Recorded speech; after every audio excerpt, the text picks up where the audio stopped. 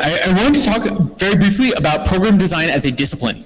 So if you sort of like take one step back from the meta thing that's going on here right now, there's, I think, something missing that used to exist. Like, I think that this is a lost art. You look at, my favorite example is the 1976 report on nuclear fusion.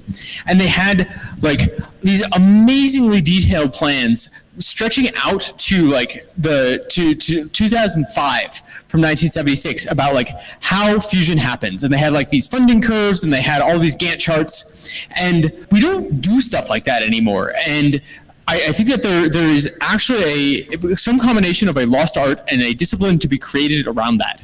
And I think that this identifying bottlenecks is one of those things. And I think that you could almost imagine it as something where you have bottlenecks, and then you roadmap either through or around those bottlenecks, and then you figure out how to execute on that and iterate on that as a discipline. And right now it's this like amorphous thing where we all sort of have this like vague idea of what we're doing, but we don't really have a language around it. And so I just sort of wanted to throw out just like a couple of sort of like idea grenades around this, that of like what could happen. So in the first step around bottlenecks is like we don't really have a good ontology of like what are the different kinds of bottlenecks, what are the sort of tactics that you would want to do around those bottlenecks.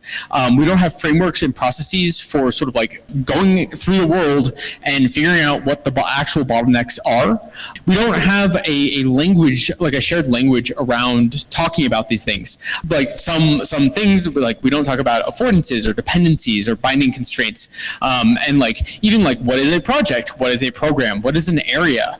I would propose that like an area would be something like climate change, a program would be something like pulling carbon out of the atmosphere, and a project would be something like sequestering that carbon in seashells.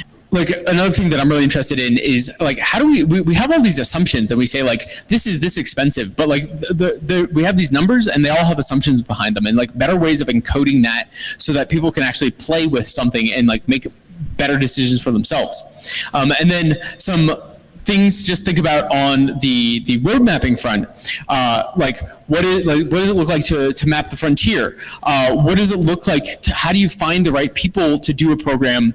How do you compare different paths on a roadmap? How do you do goal setting? How do you find serious contexts of use? What are different institutional moves that you can make? Like when is it appropriate to do a startup? When is it appropriate to go to the government?